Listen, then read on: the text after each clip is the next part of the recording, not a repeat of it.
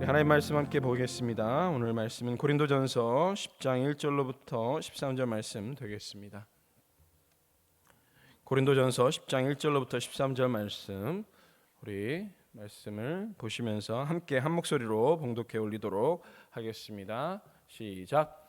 형제들아, 나는 너희가 알지 못하기를 원하지 아니하노니 우리 조상들이 다 구름 아래에 있고 바다 가운데로 지나며 모세에게 속하여 다 구름과 바다에서 세례를 받고 다 같은 신령한 음식을 먹으며 다 같은 신령한 음료를 마셨으니 이는 그들을 따르는 신령한 반석으로부터 마셨음에 그 반석은 곧 그리스도시라.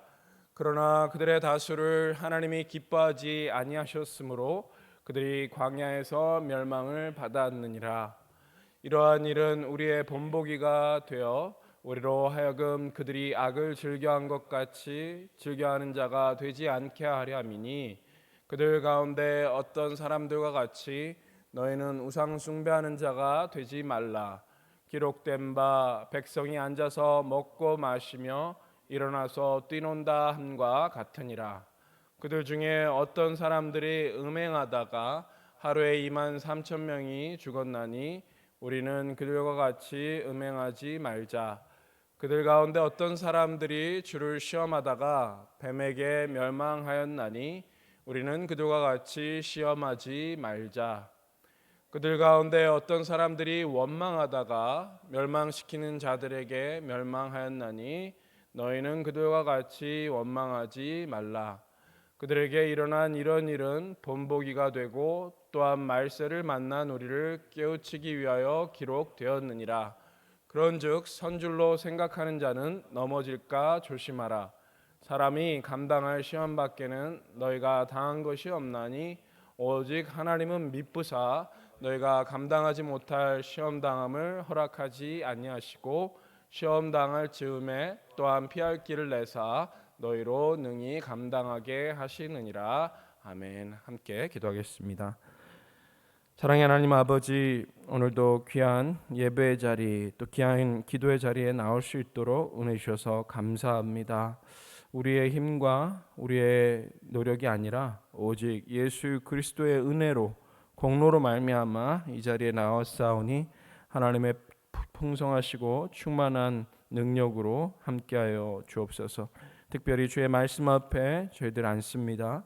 주의 음성이 우리의 마음판에 잘 새겨진 목과 같이 박히게 하여 주시고 주님 뜻을 온전히 좇아 순종할 수 있는 우리 모두가 될 수 있도록 주님 은혜 베풀어 주옵소서. 감사드리고 예수님 이름으로 기도하옵나이다. 아멘.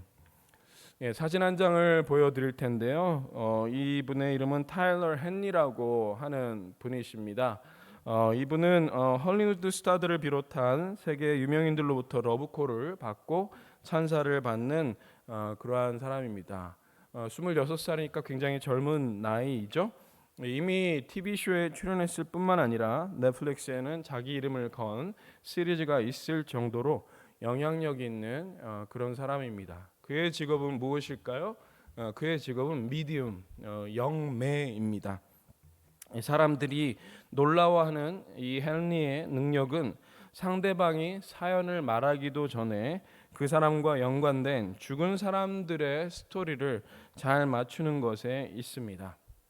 이 과학이 고도로 발달되었다고 하는 21세기의 사람들이 비과학의 절정이라고 할 수 있는 영매나 무당들을 찾아가서 줄을 서는 일이 비단 이와 같은 경우만 있는 것은 아니죠. 한국에서도 TV 프로그램들을 보면 무당들이 심심치 않게 나와가지고 사람들의 마음을 혼미케 하는 일들이 참 많이 있는 것을 보게 됩니다. 영적 혼란의 상황을 우리가 겪게 되는 것 같습니다. 이것은 수천 년 전에도 있었고 오늘날에도 마찬가지로 이어지는 모습들인 것 같습니다.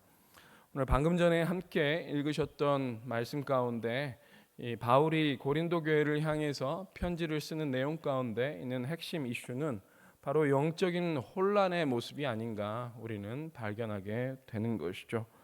특별히 오늘 본문이 속한 고린도전서 8장에서부터 그리고 고린도전서 10장 22절까지의 주요 이슈는 무엇인가?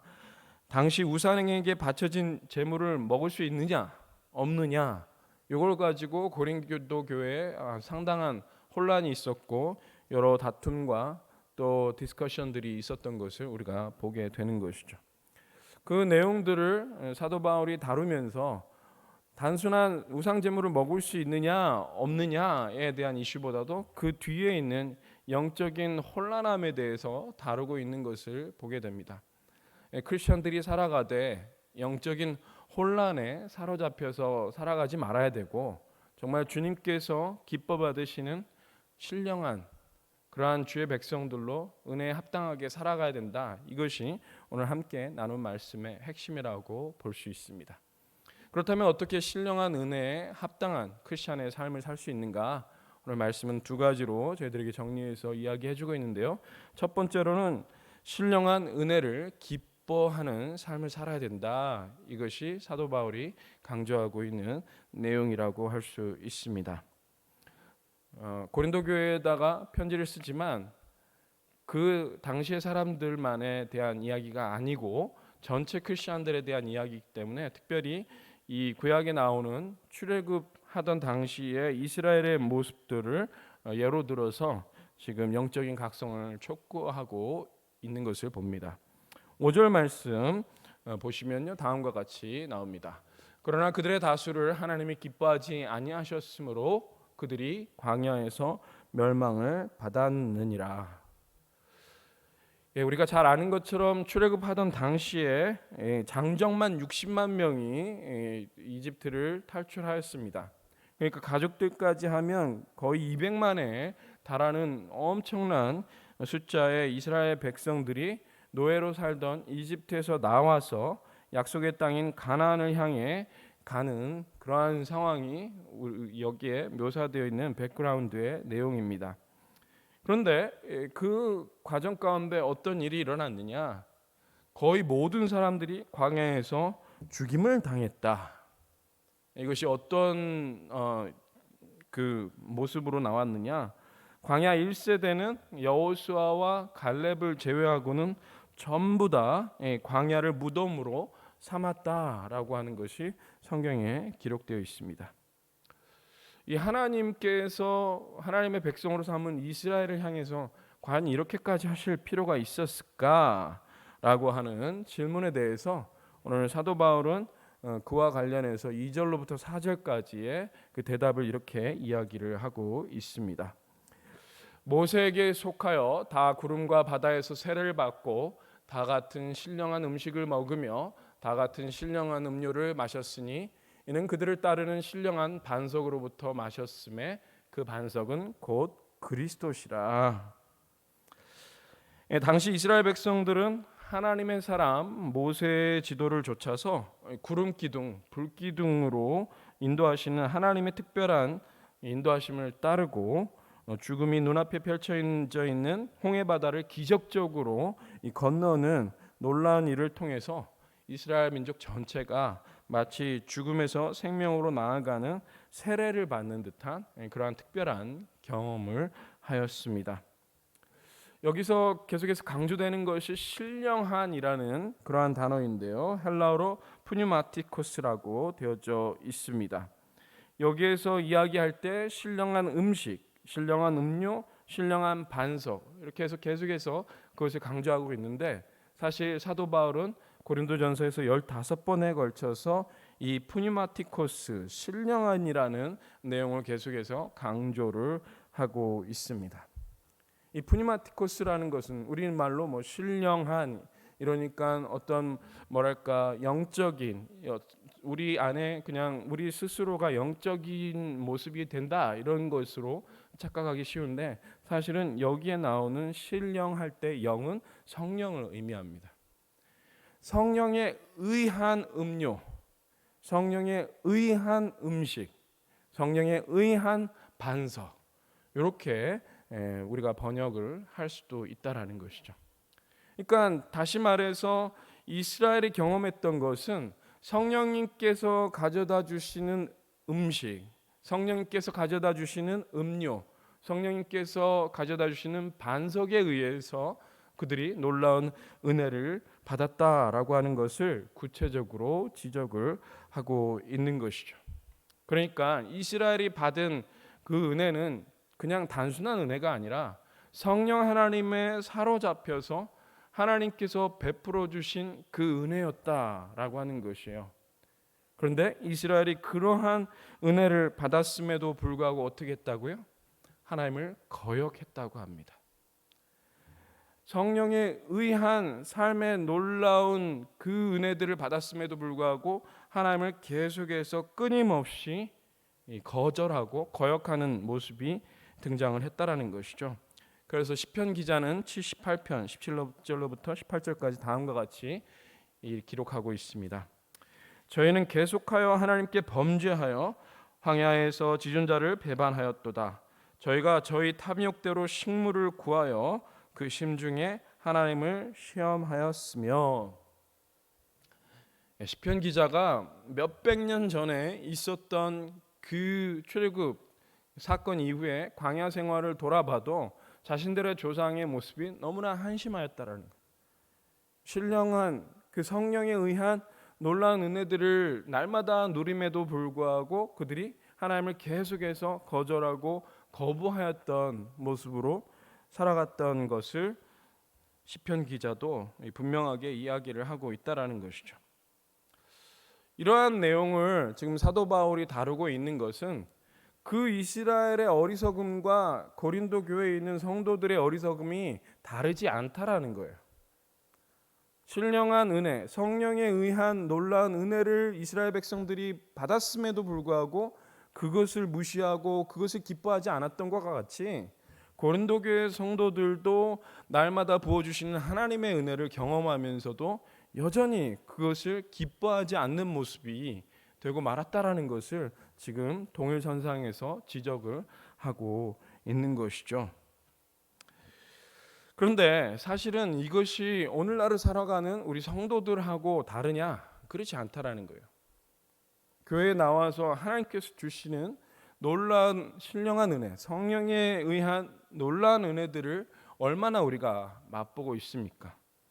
하나님께서 베풀어 주시는 찬양의 은혜, 기도의 은혜, 말씀의 은혜, 교제의 은혜, 봉사의 은혜, 전도의 기회, 이러한 것들이 매일같이 우리에게도 쏟아짐에도 불구하고 우리의 모습은 얼마나 냉랭하고 그 하나님을 기뻐하지 않는 모습으로 살아가냐라는 거예요. 그러니까 이스라엘이 광야에서 하나님을 기뻐하지 않았던 모습, 고린도 교회 성도들이 하나님을 기뻐하지 않고 영적인 혼란에 사로잡혔던 모습, 그리고 오늘날을 살아가는 성도들이 하나님을 기뻐하지 않고 세상 것에 휩쓸려서 영적인 혼란 가운데 살아가는 모습이 다 똑같은 모습이다라는 거예요. 그래서 여기에서 사도 바울이 이야기하는 것은 너네들이 다시금 그 영적인 혼란에서 바로 회복될 수 있는 비결은 이 신령한 은혜를 사모하고 기뻐해야 한다라는 거예요. 예전에 하나님께서 베풀어 주신 만나와 같은 일들이 날마다 우리의 삶에 부어지고 있다. 예전에 하나님께서 이스라엘에게 베풀어 주신 신령한 음료와 같은 은혜가 우리에게 오늘날도 부어지고 있다. 그것을 누리며 기뻐하며 하나님 안에서 올바른 영적인 삶의 모습으로 회복되어져야 된다라는 것을 지금 사도 바울은 우리에게 강조하고 있는 것입니다. 잔 파이퍼 목사는요, 이미 출간된 지도 30년도 훨씬 전에 하나님을 기뻐하라는 책을 썼습니다. 그 책이 성도들에게 어떻게 살아가야 되는지에 대한 많은 도전을 해주고 있는데요. 이 책을 다시 최근에 재출간하면서 그 책에 대한 소개를 다음과 같이 하였습니다.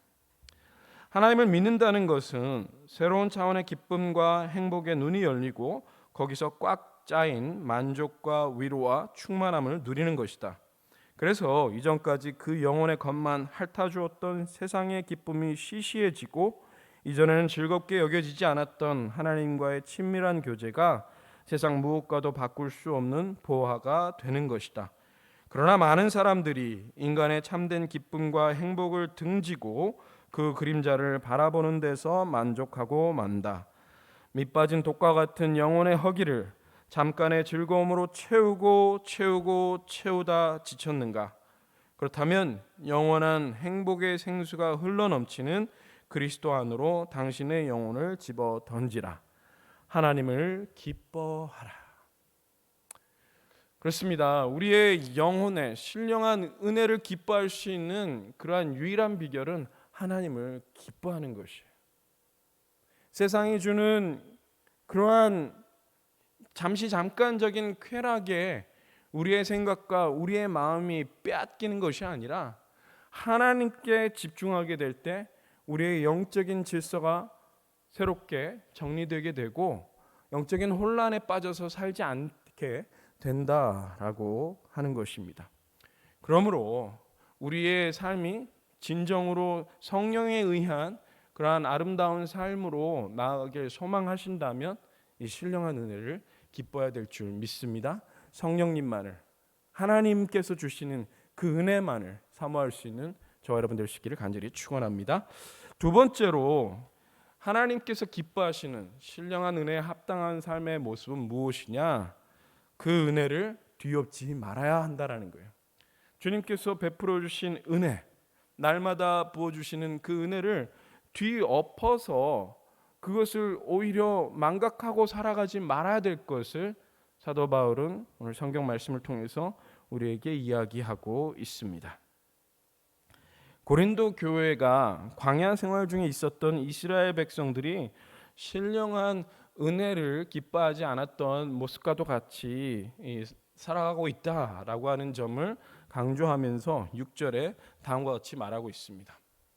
이러한 일은 우리의 본보기가 되어 우리로 하여금 그들이 악을 즐겨한 것 같이 즐겨하는 자가 되지 않게 하려 함이니.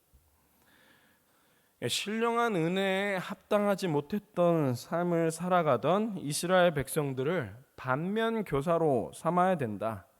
그들의 보여줬던 모습을 우리는 그렇게 살지 말아야 되겠다라고 하는 그러한 교사로 삼아야 된다라고 하는 것을 이야기하면서 영적인 삶의 그 비결을 이야기합니다. 7절로부터 10절까지 네 가지의 하지 말아야 될 것에 대해서 이야기를 하고 있는데요. 그것에 대해서 구체적으로 하나씩 살펴보면요. 첫 번째로는 우상 숭배하지 말라라는 거예요. 7절 말씀해 보시면 그들 가운데 어떤 사람들과 같이 너희는 우상 숭배하는 자가 되지 말라. 그러니까 우상 숭배는 뭐죠? 그냥 어떤 돌이 있는 그 형상 앞에 가서 절하지 말라 이런 얘기만을 의미하는 것은 아닙니다. 하나님이 계셔야 되는 삶의 자리에 다른 것을 가져다 줄 때 그건 우상 숭배하는 거예요. 하나님이 계셔야 되는 자리에 돈을 갖다 놓고 그것을 더 소중하게 여긴다. 우상 숭배하는 거죠. 하나님이 계셔야 되는 자리에 자식을 갖다 놓고 그 자식을 떠받든다. 우상 숭배하는 겁니다. 하나님이 계셔야 되는 자리에 나의 커리어, 나의 어떤 다른 탤런트나 이러한 것들을 갖다 놓고 그것을 하나님보다 더 앞세우면 무엇이라고요? 우상 숭배하는 것이라. 하나님께서 은혜를 주시는데 그것을 뒤엎는 행동이 첫 번째가 뭐라고요? 우상 숭배하는 거예요. 매주 매일 하나님께서 계속해서 우리에게 은혜를 베푸시고자 하는데 우리가 그 은혜대로 살아가지 못하는 이유가 무엇입니까? 그 은혜를 계속해서 뒤엎는 거예요. 다른 것을 하나님의 자리에 갖다 놓는 것이죠. 오늘 열심히 기도했습니다. 이렇게 나와가지고 전 주님 앞에 나의 삶을 드리겠습니다. 아무리 기도를 열심히 하고 은혜를 받고 나간다 할지라도 그 은혜는 한순간에 뒤엎어질 수가 있어요. 어떻게 해요? 하나님의 자리에 다른 것을 그 자리에다 갖다 놓으면. 두 번째, 하나님께서 주시는 은혜를 뒤엎을 수 있는 그 모습이 나오게 되는데 무엇이라고요? 음행하는 것. 그래서 두 번째는 음행하지 말라라고 이야기하고 있습니다. 8절. 그들 중에 어떤 사람들이 음행하다가 하루에 23,000명이 죽었나니 우리는 그들과 같이 음행하지 말자. 첫 번째는 우상 숭배하지 말아야 되고 두 번째는요, 음행하지 말아야 돼요. 이것이 단순한 성적인 그러한 음란함을 이야기하는 게 아니라 사실은 이스라엘이 시딤에 머물렀을 때 모압 여인들과 음행을 함으로 인해서 심판을 받아서 하루아침에 2만 명이 넘는 자들이 죽었던 사건을 여기서 언급하고 있는 거예요. 우상 숭배와 연결되는 거예요. 그냥 단순히 성적인 문란함에 그치는 게 아니라 성적인 문란함은 어떻게 해요? 다른 헛된 것들, 그 우상들을 들여오는, 그래서 하나님으로부터 심판받을 수밖에 없는 그러한 모습에 해당이 된다라는 거예요. 영적인 더러움을 들여오는 통로가 음행이기 때문에 음행하지 말라, 이렇게 이야기하고 있습니다. 세 번째, 그 많은 것은 무엇이에요? 시험하지 말라. 하나님께서 주시는 은혜를 뒤엎는 세 번째 행동은 하나님을 시험하는 거예요. 9절에 보시면 그들 가운데 어떤 사람들이 주를 시험하다가 뱀에게 멸망하였나니 우리는 그들과 같이 시험하지 말자. 이것 또한 이스라엘이 광야 생활하던 당시의 모습을 배경으로 하고 있죠. 광야 생활을 하면서 자기들의 마음에 들지 않는 그러한 상황이 펼쳐졌다고. 자기들이 지금 목마른데 물이 빨리 발견되지 않는다고. 더운데 자기들을 빨리 그 더운 것을 가려주지 않는다고. 배고픈데 빨리 하나님이 우리의 배고픔을 채워주지 않는다고. 그렇게 마구마구 하나님을 향해서 컴플레인을 걸고 그렇게 하다가 이것이 무엇이 됐죠?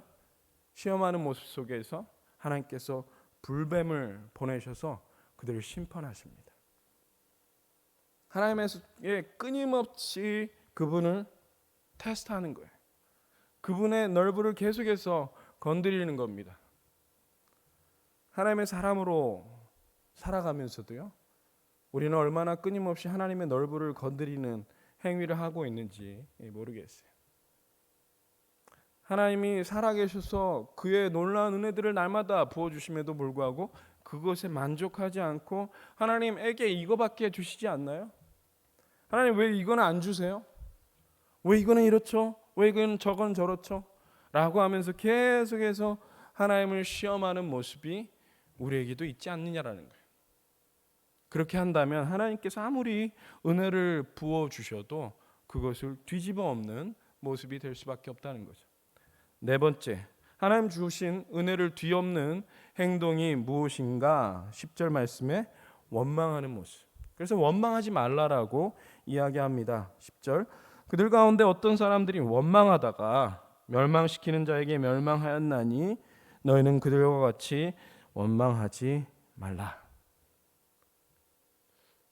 하나님께서 허락하여 주신 성령에 의한 신령한 은혜를 계속해서 부어주시는데도 불구하고 그것을 감사하지 않고 계속해서 원망합니다. 원망은 감사하지 않는 데서 나오는 거죠. 우리의 삶에 부어주신 것에 대해서 하나님 앞에 이것도 부족합니다, 저것도 부족합니다, 감사하지 않고 계속해서 원망하는 모습 속에 우리는 있지 않습니까? 이 네 가지의 공통점이 다 무엇이에요? 하나님을 하나님으로 인정하지 않는 겁니다. 하나님께서 은혜를 베풀어 주시는데도 하나님을 삶의 중심에 모시지 않고 다른 것을 그 중심에 두려고 하는 우상 숭배. 하나님께서 은혜를 주심에도 불구하고 성적인 문란함과 음란함으로 인해서 더러운 영적인 더러움을 자기의 삶에 들여오는 음행하는 모습. 또 하나님께서 은혜를 주심에도 불구하고 하나님을 계속해서 테스트하는 그 시험하는 문제. 하나님께서 은혜를 주심에도 불구하고 그것을 감사하지 않고 계속해서 원망하는 이러한 문제. 이것들이 바로 다 무엇인가? 바로 하나님의 은혜를 뒤엎는 모습이다라는 거예요. 제가 예전에 부흥 집회에서 어느 강사님께서 해주셨던 말씀 중에서 하나님 앞에 아무리 열심히 기도를 하고 주님 앞에 부르짖어 나간다 할지라도 그것이 소용없을 수가 있는데 그것은 우리의 마음 그릇을 뒤엎을 때 아무리 열심히 기도해도 그건 소용없는 짓이다, 이렇게 얘기한 게 기억이 나요. 하나님 앞에 부르짖어 기도하는데 하나님께서 얼마나 큰 은혜를 부어주시기 원하세요? 근데 우리의 마음 그릇이 이렇게 되어져 있지 않고 어떻게 해요? 엎어져 있다라는 거예요. 비가 오는데 아무리 그 빗물을 받고 싶어도 그릇을 엎어놓으면 받지 못한다라는 거예요. 그래서 말씀하신 게 그릇을 똑바로 하라는 거예요. 마음 그릇을 똑바로 할 때 하나님께서 주시는 그 은혜의 단비가 쌓이게 되는 것이지, 우리의 마음이 제대로 주님을 향해 있지 않으면 그것은 아무 소용없는 짓이다라고 했던 것이 기억이 납니다. 하나님께서 우리에게 은혜 부어주세요. 그것을 뒤엎지 말아야 됩니다. 하나님 앞에 정말 더 우리의 모습을 바르게 하고 신령한 은혜를 부어주실 때 그것으로 인해서 감사하면서 그의 부르심에 합당한 삶을 살아갈 때 주께서 우리를 통해서 큰 영광 거두게 되실 줄 믿습니다. 말씀을 마무리하면서요, 바울이 고린도 교회 교인들에게 알려준 신령한 삶을 살 수 있는 비결은 온갖 죄악과 유혹이 난무하는 이 세상에서 승리하도록 우리를 이끕니다. 헛된 영매나 무당 혹은 우상들을 좇는 것이 아니라 매일의 삶 속에서 주님께서 허락하신 은혜를 기뻐하는 것.